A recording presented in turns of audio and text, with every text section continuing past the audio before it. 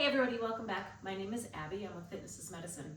Today we're going to do another great workout you can do in your home with just a few tools that you may have around your home already or things that you can use in substitution. What we're going to use today is a band or a tube set up about chest height, a fit ball if you have one, and a pair of dumbbells, and a loop band to go around your ankles. Other than that, you don't need any equipment. So before you come into these workouts, make sure you're warmed up and ready to move. So 5 to 10 minutes of a cardio workout. Get that heart rate elevated, get your muscles and joints warmed up and ready for movement, and your mindset ready for movement. Okay, let's get started. We are going to start today with a banded vertical pull. This is a way to do your lats in a home setting. Sometimes it can be hard to get back exercises in a home setting. So when you think about a gym and you're pulling down, and that is a lat pull down, so these big muscles in your back are your lats or your latissimus dorsi. So we're gonna pull straight back, but we're going to pull vertically, or actually horizontally, but we're gonna pull this way. So I want you to bend over with a really flat back, so not here. We're gonna bend over, bend those knees, bend your hips, keep your head in line here with the rest of your spine, shoulders down away from your ears, and pull. So you're still pulling down, like you're pulling the handles towards your armpits, pulling and squeezing your shoulder blades down and back as you pull. Nice and slowly. You're really stabilizing here with the rest of your body as well. This is a great multi-joint exercise. 2 more, 9 and 10. All right, great. Okay, now we're gonna do a ball squat with a biceps curl. So we're gonna get the ball on a wall. If you don't have a ball, you could do squats with this, or you could just do wall sits, just with your back against the wall and not a ball. Or you could just do plain bicep curls.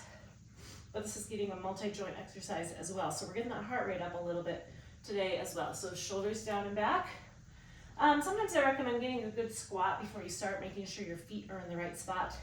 You want to have your feet a little bit further forward than you might think for these squats, because you want to be able to sit down and back against and into that ball. So your arms are going to stay down as you squat, curl up as you stand up. Think about squeezing your glutes as you stand up. Keep your shoulders down away from your ears. Keep your tummy tight. Keep breathing. 7. Back nice and tall. 8. 9. You want to be sitting back into your heels, and when you look down, you want to be able to see your toes. And 10. All right. I'm gonna rack my weights, get them out of my way.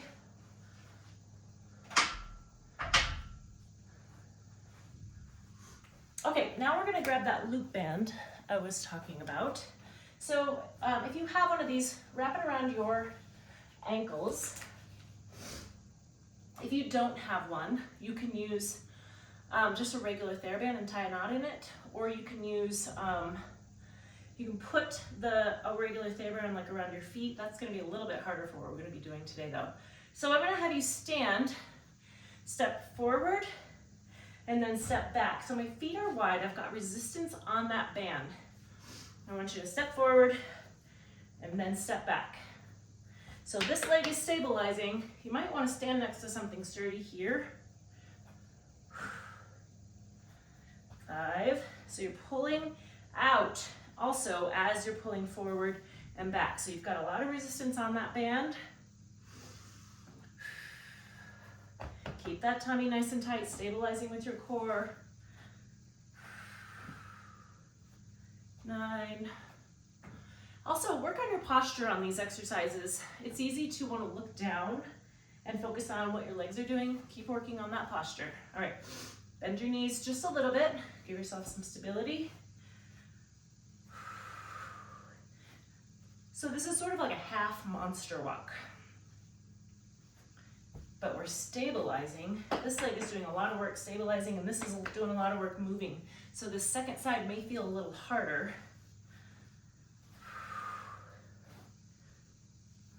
9, 10, and 10. All right, you should be feeling that in your hips. It's a good glute exercise. All right, next we're going to lower down to the floor and do starfish abs. So on your back, I'm gonna have you put your hands and feet out at kind of diagonals. You wanna think about looking like a starfish. Now we're gonna start by lifting your hand towards your opposite foot, staying on your back. If your back doesn't feel good with that, bend your knees. And then we'll do this. If that feels okay, I want you to come up. So I'm gonna come up and touch my shin. So I'm bringing my shoulder blades up off the ground and reaching towards that opposite leg. Let's do 3 more. Keep breathing. 1 more each side. And rest. Okay, good. Now we're gonna stay down here and use a ball. So I've got my ball right here.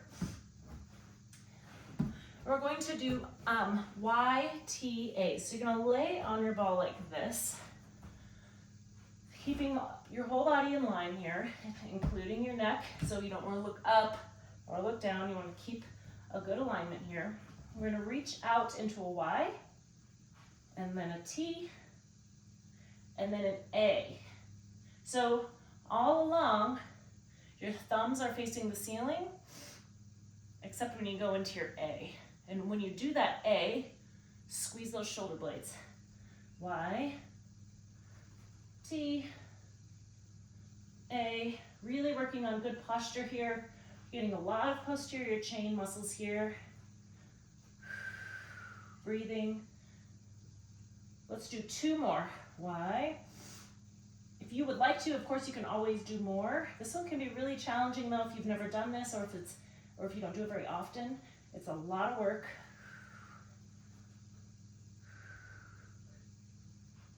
And rest. Good. All right. That takes a lot of breath control because you are, putting all of your weight kind of on your tummy there. So it takes a lot of breath control to really work on that as you're doing that exercise. Okay, now stand up slowly. We've been on the ground for a little while.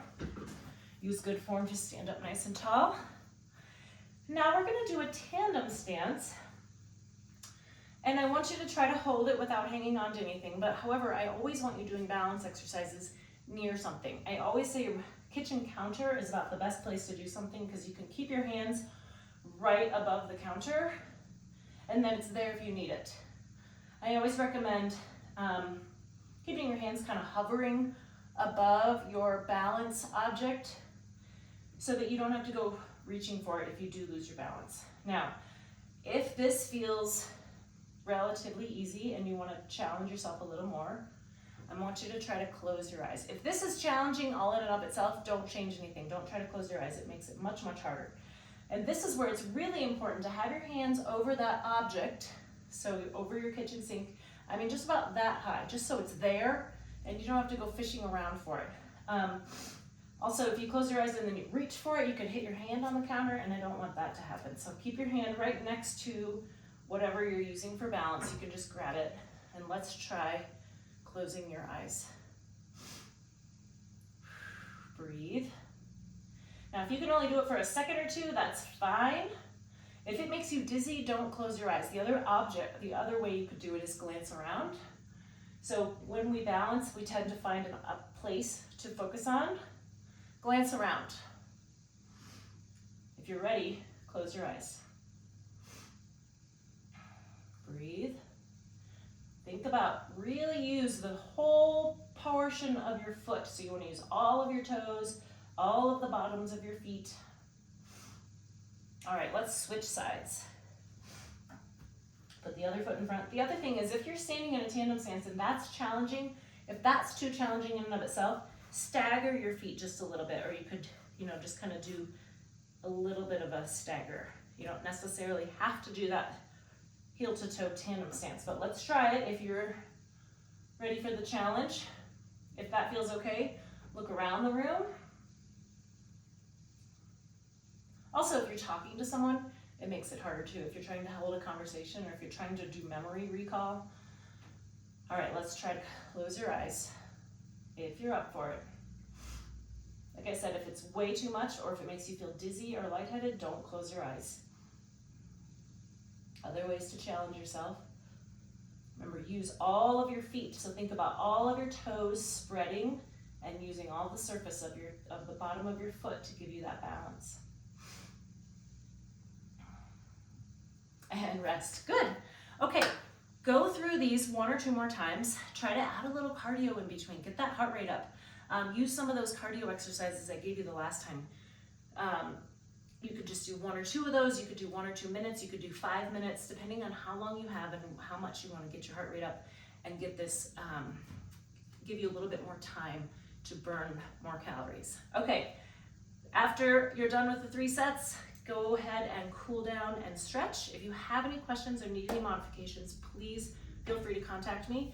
Otherwise, have a great workout and we'll see you next time. Thanks, everybody.